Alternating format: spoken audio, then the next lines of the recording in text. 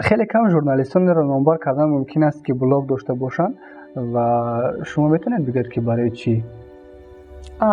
میدونید که شما امروز در نظر بله. دارید برای آنکه همان روزی که صفحه های اجتماعی به امثال فیسبوک و کلاسنی که با اینستاگرام پیدا شد یک اندازه موقع بلاگ ها پایان برآمد، یعنی که موقع خودش به شبکه‌های اجتماعی داد. از جمله خود من هم مثلا گریم امروز بلاگ ادبی من در رشته علوم چندان فعال نیست برای اون که فیسبوک جای همین و یک گرفت بلاگ هایی که ما میسازیم، یعنی که و نسبتا خواننده ها اینجا زیاد هستند، در اینجا در فیسبوک زیاد هستند. برای به خاطر همین هم مثلا گریم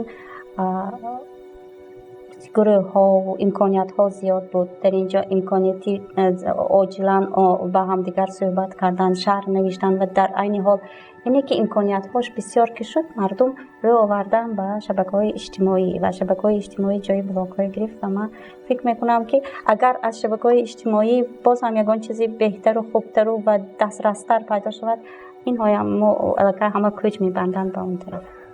در موضوع عشق میخوام یک سوال دیگر بدهم که چرا موضوع عشق در این تاریخی چند هزار ساله خود هیچ تمامی ندارد؟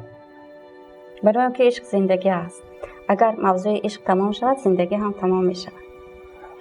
و من فکر میکنم که همین عشق است که عشق مثلا گریم محبت زن و مرد یک عشق شده نمیتواند. عشق مثلا گریم از ذره های مایده ترین، همین جزئیات های مایده ترین زندگی و محبت داشتن. مثلا گریم هر صبح به کار رفتن، هر روز صبح همین عشق به کار داشتن، به کار دوست داشته عشق داشتن، عشق به زندگی داشتن، به مثلا باران و محبت، یعنی که زندگی دوست داشتن همین عشق است.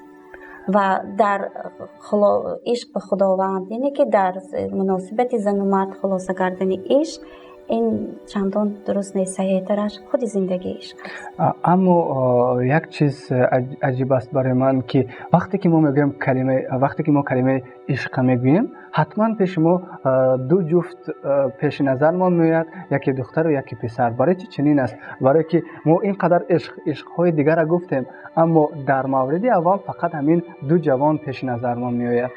سرچشمه زندگی که همین از همین عشق میشود.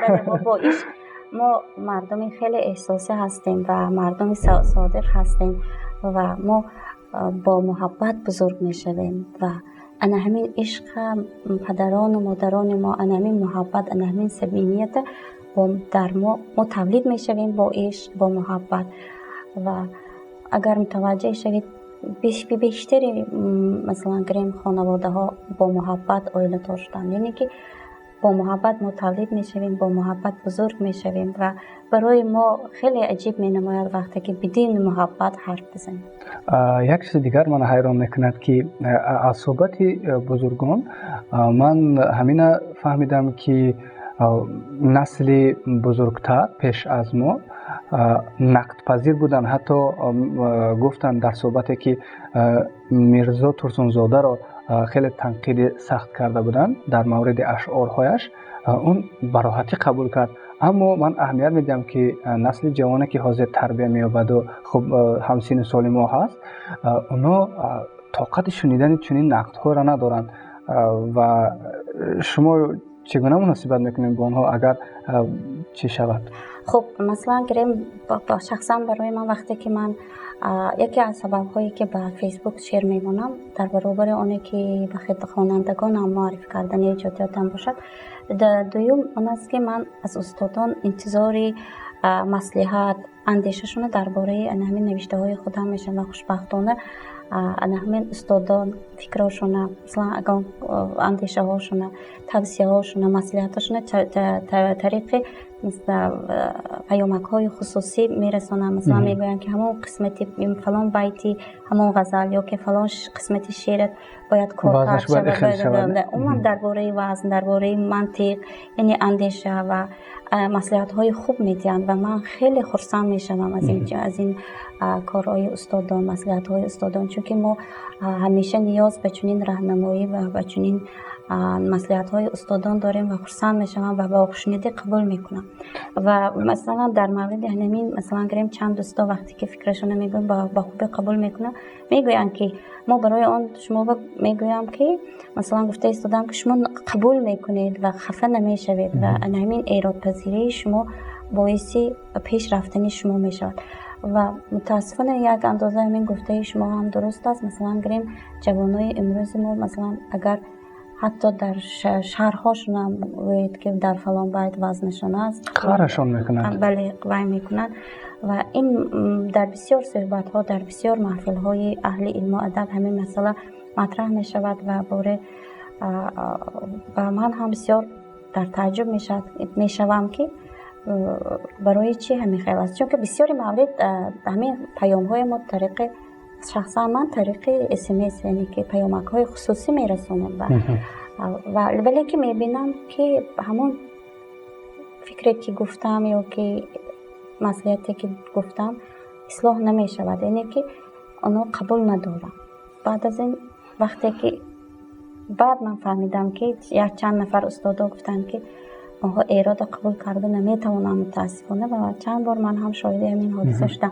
اما من گفتنی هستم که تا انسان تا همون لحظه‌ای که هست زندگی میکند خطا میکند و هیچ کس مثلا گریم و کامل نیست و حتی مثلا گریم شاعر موفق ترین هم میتواند که اشتباهی کرده باشد، یا که مثلا یک شاگرد میتواند که یک کمبودی استاد بیند در برابر اونی که استاد از کمبودی های شاگرد میگه. ما باید که در انمی همبستگی و مسئولیتی همدیگر پیش میریم.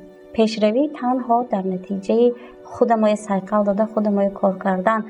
ما مثلا گریم یک چیزی دیگر است بسیار که پیش شدم برای شاعر، برای ایجادکار یا برای هنرمند، اون چیزی که ایجاد میکند ما مثل فرزندش است. مثلا ما فرزند ما کمتر کمبودیش میبینیم، برای ما همیشه عزیز است. یک نفر بیرونه نخستر خوبتر میبیند که فرزند ما چه کمبودی ها دارد، کدام راه برفته ایستاده است.